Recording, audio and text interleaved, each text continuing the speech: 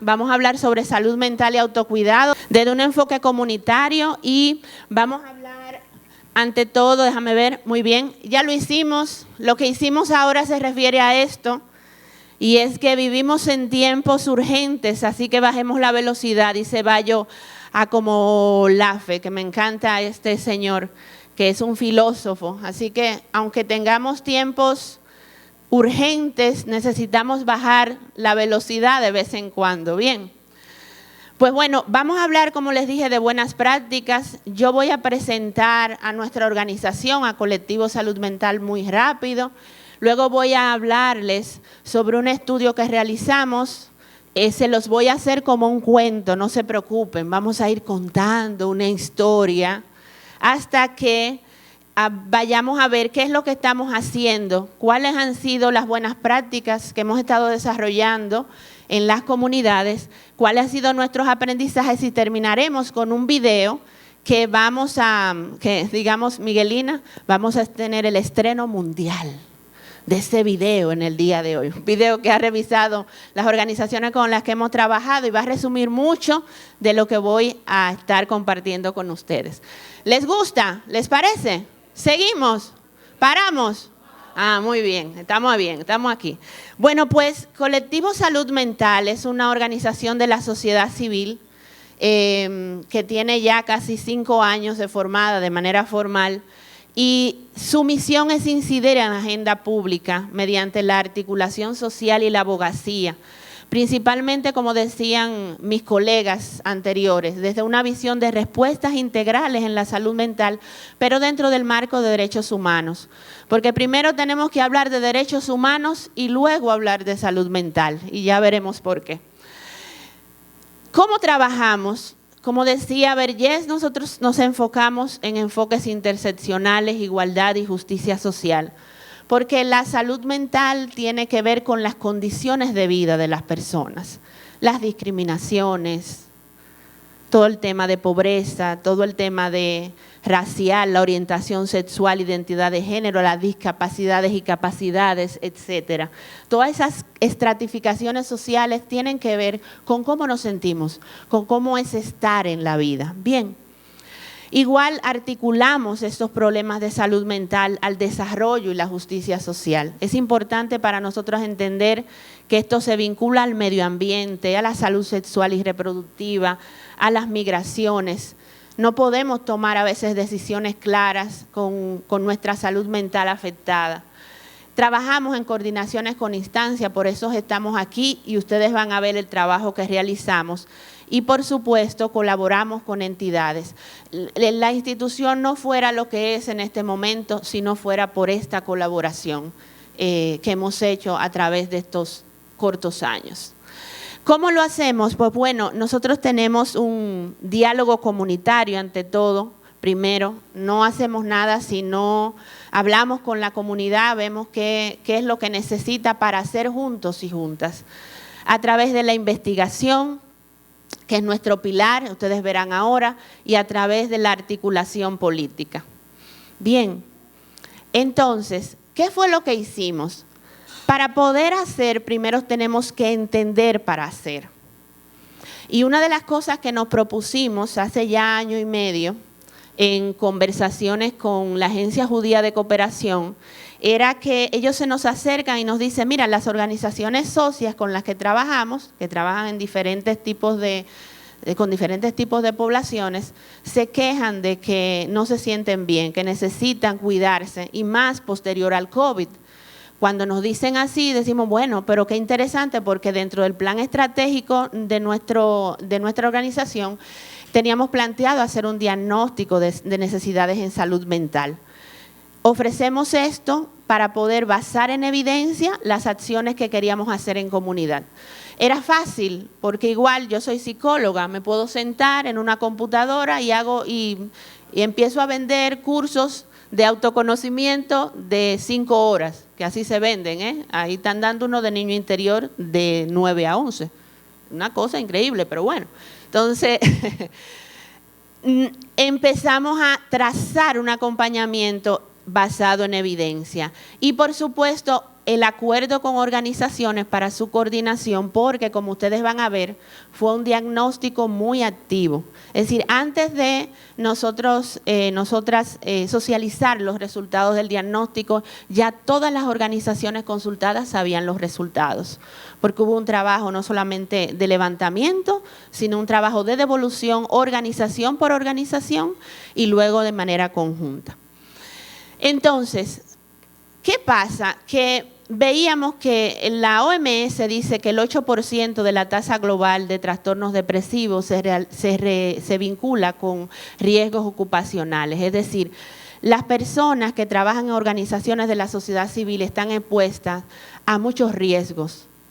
Y probablemente nadie se pregunta, pero bueno, ¿quién va a cuidar a quién cuida? Estas personas también cuidan a comunidades enteras. Y, por supuesto, están expuestas a situaciones nocivas por la naturaleza del trabajo que realizan. Es decir, muchas de estas organizaciones son pilares para poder levantar indicadores importantes de salud o para dar respuestas. Sin embargo, muchas de ellas reciben una atención muy limitada y en su mayoría las personas o las organizaciones están compuestas por mujeres o que se definen como mujeres. Entonces, muchas de las situaciones que afectan su salud mental tienen que ver con un trabajo físico y emocional intenso. Esto es fundamental para poder entender lo otro. Contacto constante con el sufrimiento humano. El hecho de tener riesgos de violencia, organizaciones que incluso son perseguidas por el trabajo que realizan y sus activistas, horarios irregulares, inseguridad laboral, porque muchas veces trabajamos en organizaciones de la sociedad civil y de verdad que los pagos no son realmente congruentes con los que se hacen.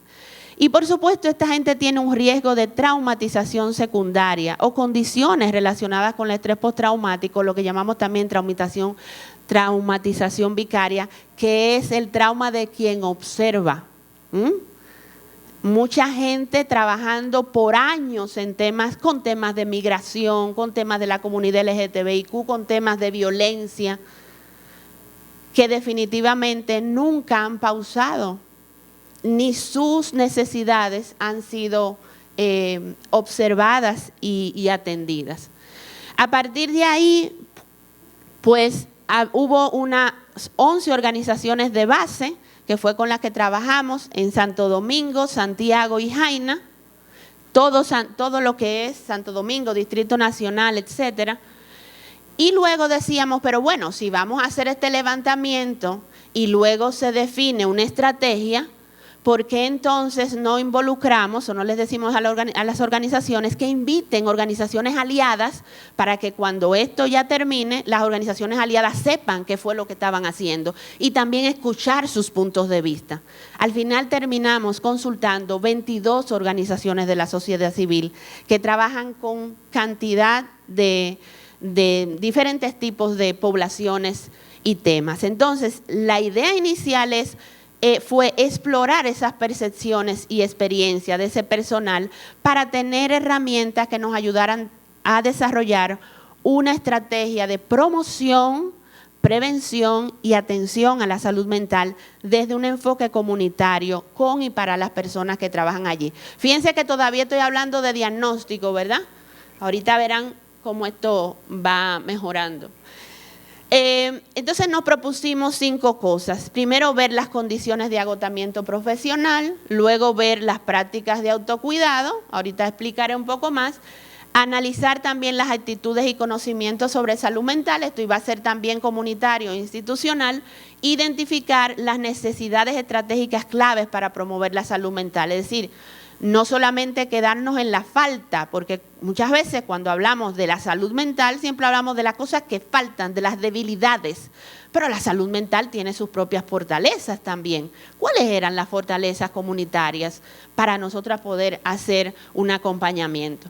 Entonces, rápidamente hicimos un trabajo de campo con un enfoque metodológico de acción, participación, hicimos la encuesta, hicimos grupos focales y las devoluciones también a las diversas organizaciones. Participaron más de 100 personas en lo de la encuesta, porque estaban involucrados desde la persona que trabajaba en conserjería hasta la dirección de la organización, tenía que llenar toda esta encuesta. Bien, y vamos a ver los principales resultados, muy rapidito.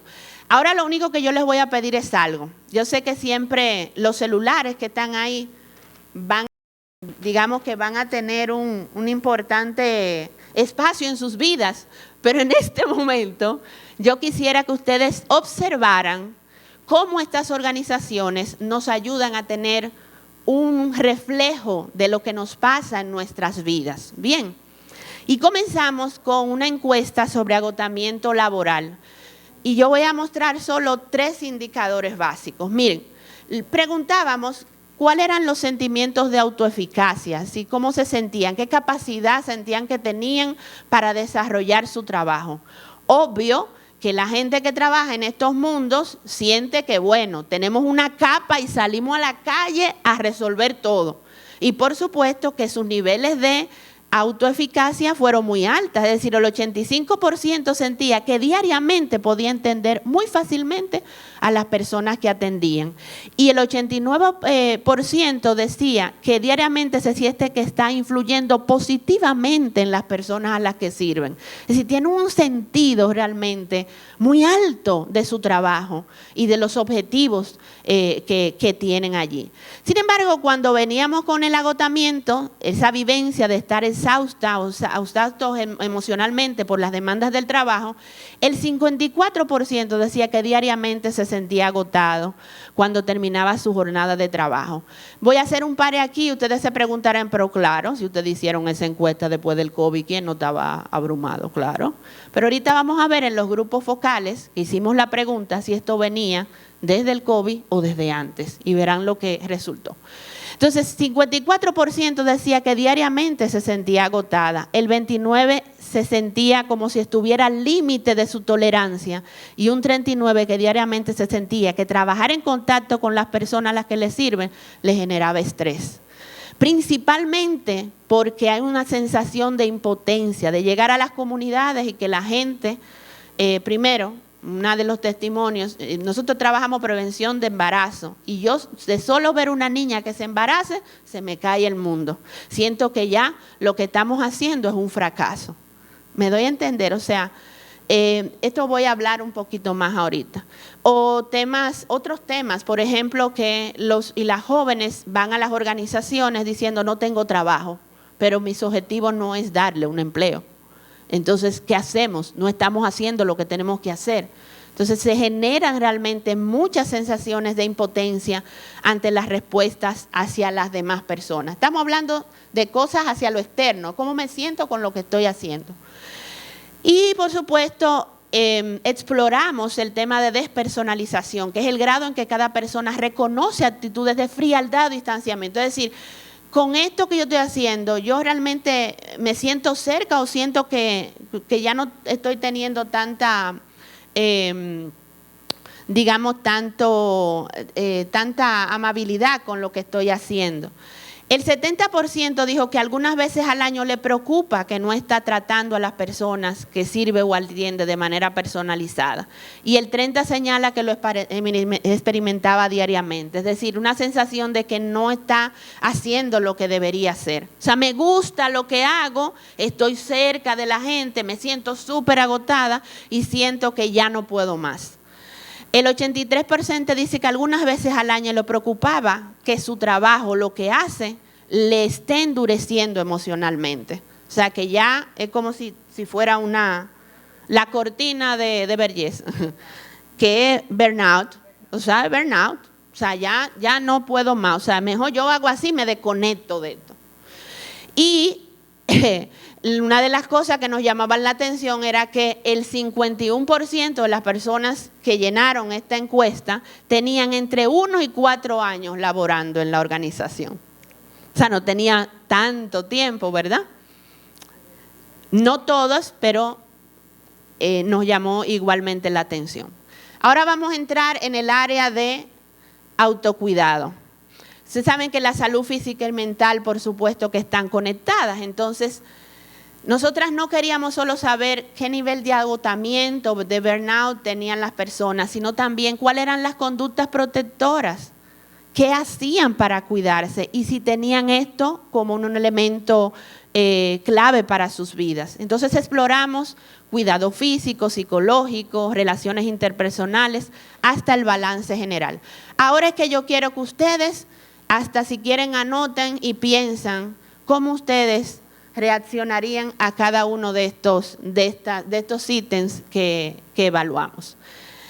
En relación al cuidado físico, un 31% decía que frecuentemente se tomaba libre cuando estaba enferma o enfermo. El 29% dijo que ocasionalmente y un 30% rara vez o nunca lo hacen. Sumen 29 y 30. ¿Y tú? ¿Te tomas tiempo libre cuando estás enferma o enfermo? El 32% dijo que frecuentemente hace alguna actividad física divertida. Y le pusimos bailar, cantar, correr, lo que sea. Un 30% dice que nunca se le ha ocurrido. Y un 23% que rara vez o nunca lo hace. Sumen esas dos. Piensa en ti. ¿Cuáles son las actividades físicas que tú haces frecuentemente para ti? El 36% decía que frecuentemente duerme lo suficiente, o sea, entre 7 a 8 horas. Un 26% decía que lo hacía ocasionalmente y un 26% decía que rara vez o nunca. Sumen esos dos. ¿Y tú? ¿Duermes bien? Porque ustedes saben los efectos que tiene el no dormir. Los efectos físicos y emocionales. Parece que se anda por ahí, ¿verdad? El sueño volando por ahí, ¿verdad? En relación al cuidado psicológico, atención aquí, ahora ustedes, les toca a ustedes observar esto, que es como un espejo, a ver qué pasa conmigo. En relación a si se tomaba días libres o mini vacaciones, el 23% decía que frecuentemente. Sin embargo, el 43% dijo que rara vez o nunca lo hace. El 25% lo hace ocasionalmente y el 9% indicó que nunca se le había ocurrido eso. Súmenlo para que ustedes vean cuánto da. ¿Y tú? ¿Te tomas mini vacaciones? Porque, bueno, ahorita hablamos de eso. El 40% dice que rara vez o nunca toma tiempo diario para desconectarse del teléfono, email, internet o redes sociales. Y el 25% lo hace frecuentemente, el 23% ocasional y el 12% que nunca se le había ocurrido. Sumen. ¿Y tú? ¿Te toma el tiempo diario para desconectarte? Porque yo estoy viendo de aquí hay gente que ese celular, que no son doctoras. Bien, sí, no nos desconectamos. Seguimos. En relación al cuidado en las relaciones interpersonales, el 47% dice que rara vez o nunca deja que otras personas hagan cosas por ella, hay delegar. El 24% respondió que ocasional y el 23% frecuentemente. Vayan sumando. ¿Tú delegas en las demás personas? El 33% dice que frecuentemente toma tiempo para ver a sus amigos y amigas. Un 33% dijo que nunca se le ha ocurrido y el 18% que lo hace frecuentemente y un 17% que es rara vez. Sumen. Vemos a nuestros amigos y amigas. Hay gente que te dice, pero Dios mío, yo a ti nada más te veo en redes sociales. Y la gente que no publicamos mucho se embromaron porque no saben mucho, ¿no? Cuidado en el lugar de trabajo profesional. Ay, esta sí me gusta. Oigan aquí. Miren este espejo, porque es un espejo. El 48% dice que nunca se le ha ocurrido tomar un descanso en su día de trabajo. Por ejemplo, para almorzar, para ir al baño. Y ustedes me dirán, ¿cómo? Pero, ¿cómo así, Wendy? Sí. ¿Y ustedes saben por qué? Ah, ¿qué me dice? Vamos a ver. Piensen un chin.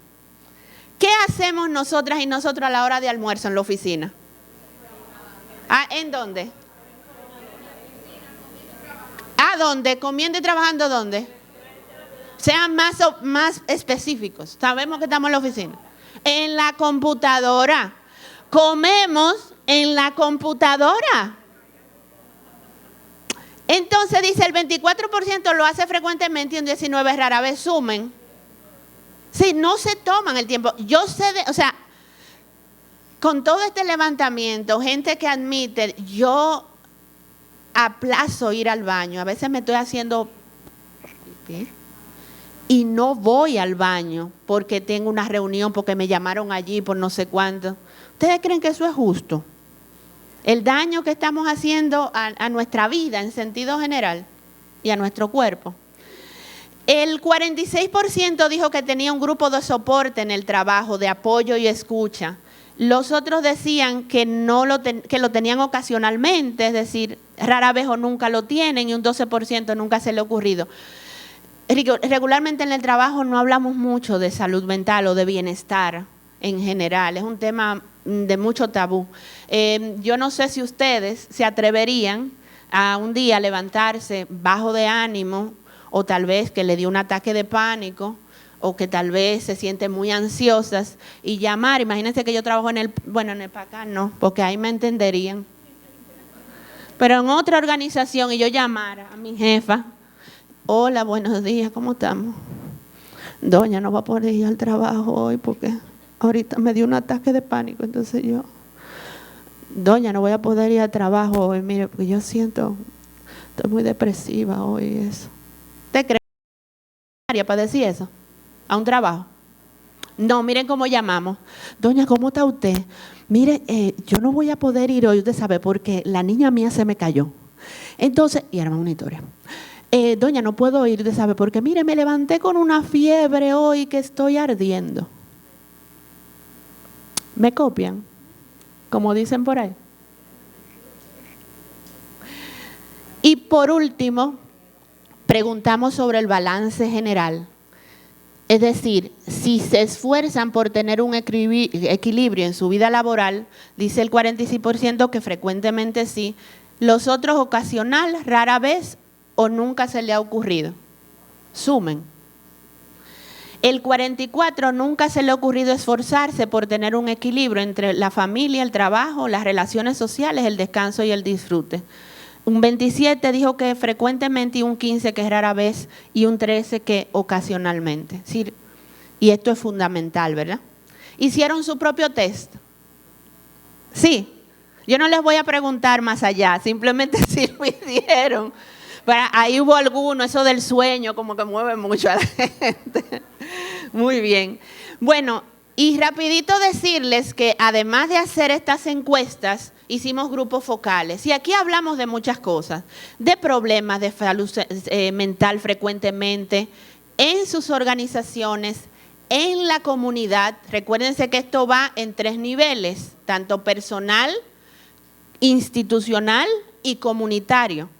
Hablamos de cuáles serían las poblaciones más afectadas y cuáles son las causas asociadas a problemas de salud mental según el criterio de las organizaciones. Los mitos y los patrones de búsqueda de ayuda en torno a la salud mental, la disponibilidad de servicios, las prácticas tradicionales de autocuidado y apoyo emocional para saber qué hacía la gente para cuidarse. Entonces, dentro de los principales resultados, para ir ya cerrando y entrando a ver qué fue lo que hicimos, una de las cosas que vimos es que continúa un concepto de salud mental muy asociado a la locura, a esas cosas como que se me salen de las manos, a esas condiciones, aspectos faltantes, algo que hay un limitado control, como un desorden, ¿verdad? Pero también nos agradó mucho escuchar que vinculaban la salud mental también con factores contextuales, es decir, factores determinantes sociales, el tema de problemas sociales como la falta de luz, la falta de agua, cosas que ustedes dirán que son sencillas y no lo son, que pueden perturbar la vida de cualquier persona.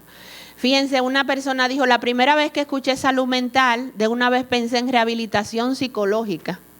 Todos tenemos ese chip que se nos desconecta o que se conecta.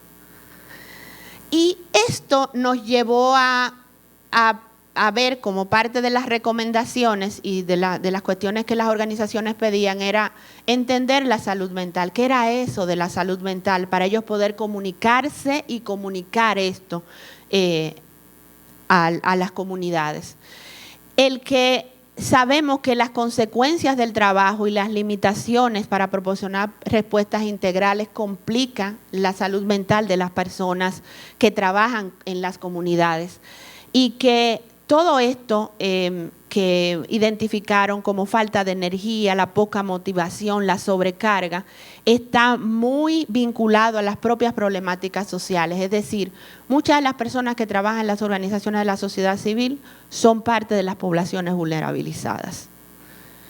Y, por supuesto, esos efectos negativos que decían mis colegas que me antecedieron, de desgaste laboral, no solamente trascienden a la parte meramente laboral, sino que trascienden impacta la vida familiar, las relaciones en el hogar, etcétera. Cosas como que llego a la casa y no quiero ver a nadie, cosas que hasta todo el mundo lleva, ¿verdad? Y preguntamos si la pandemia del COVID fue lo que detonó todo esto. Y la gente decía, bueno, sabemos que desencadenó, pero por supuesto que agravó en algunos casos por el tema de la reducción de personal, las presiones económicas y el trabajo desde la casa. Asuntos como que todavía eran la 1 de la madrugada y te estaban escribiendo por WhatsApp para pedirte trabajo. Es decir, no había límites con eso. Sin embargo, en los testimonios la gente decía que estas problemáticas siempre habían existido, que lo que pasó es que a raíz del COVID esto se profundizó mucho más, pero que estas prácticas institucionales de poco cuidado siempre han estado allí. Y más que nada a veces es por una visión de enfoque, de que en la lucha nadie se cansa. Parte de los hallazgos en los grupos focales fue que las organizaciones identificaron, según las ideas de los indicadores que entienden las organizaciones, diferentes problemáticas de salud mental. Y sabemos que la depresión, la ansiedad están presentes, pero también hablaban del aumento de consumo de sustancias en las comunidades, el tema de, incluso no lo había escuchado tanto, pero el tema de la autolesión y suicidio, cómo también ya estaban identificando estos temas, aunque no trabajaran directamente temas de salud mental desde los trastornos, porque al final todas las organizaciones trabajan salud mental porque trabajan justicia social.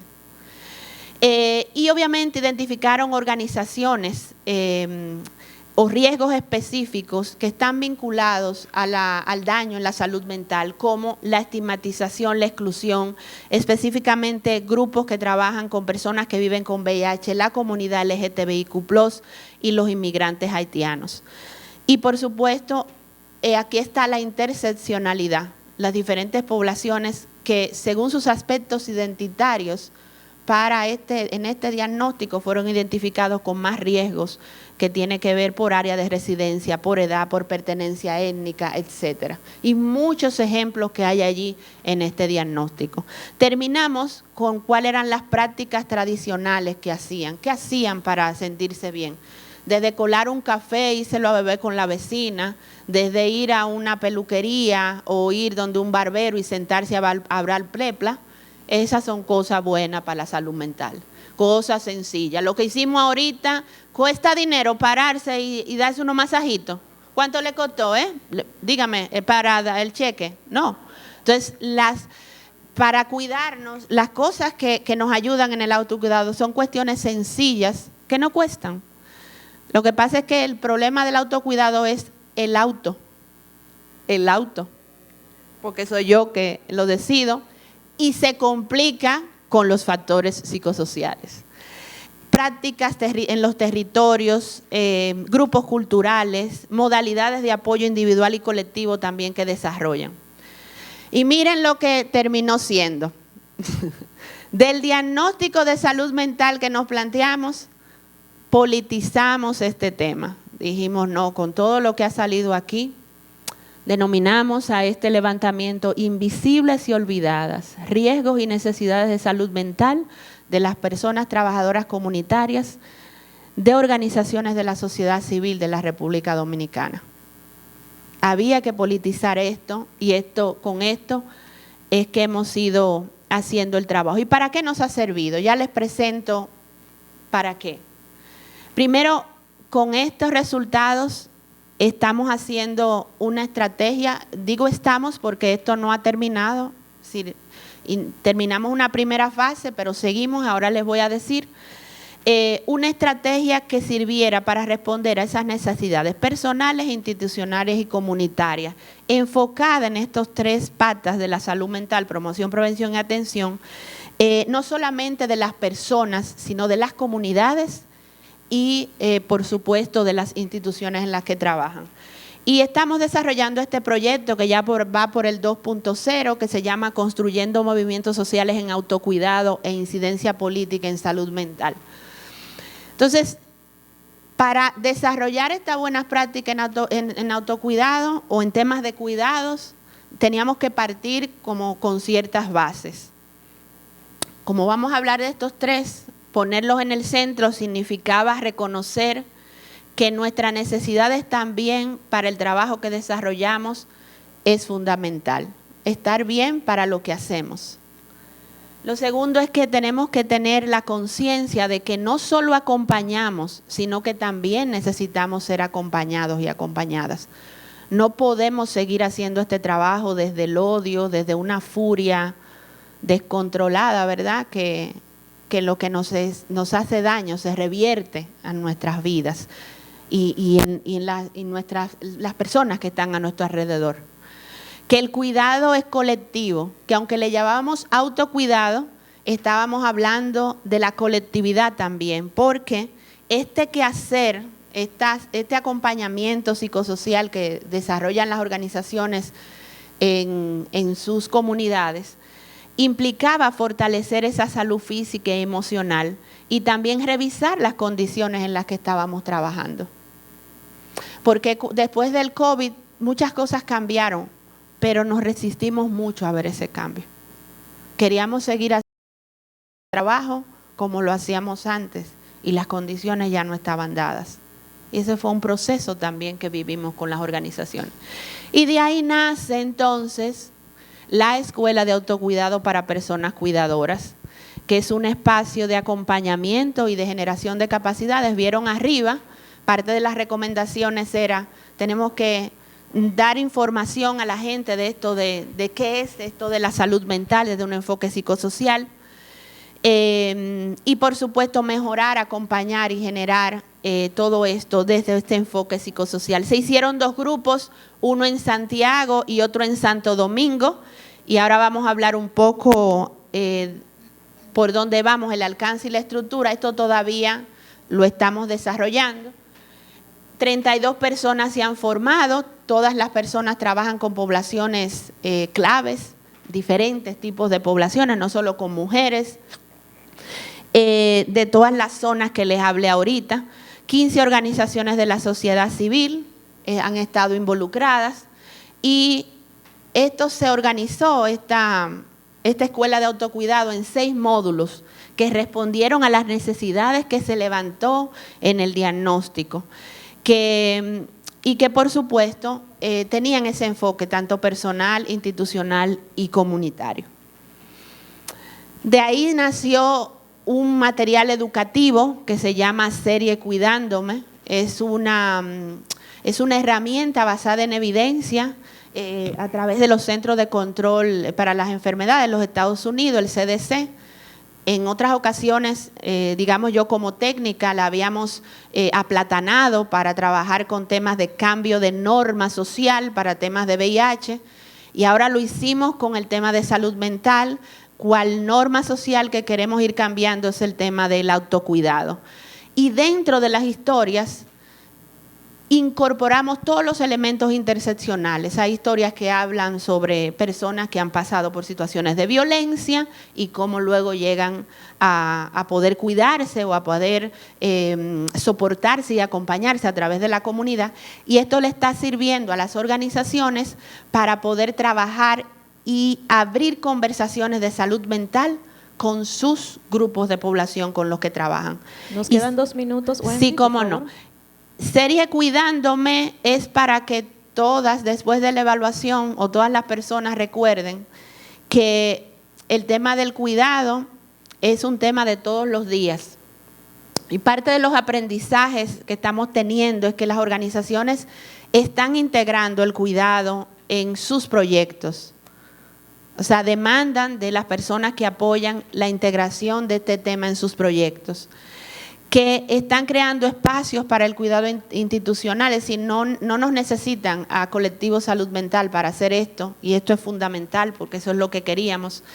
Estamos validando las historias en las comunidades y a la gente pues les está permitiendo cumplir con el objetivo que hemos tenido.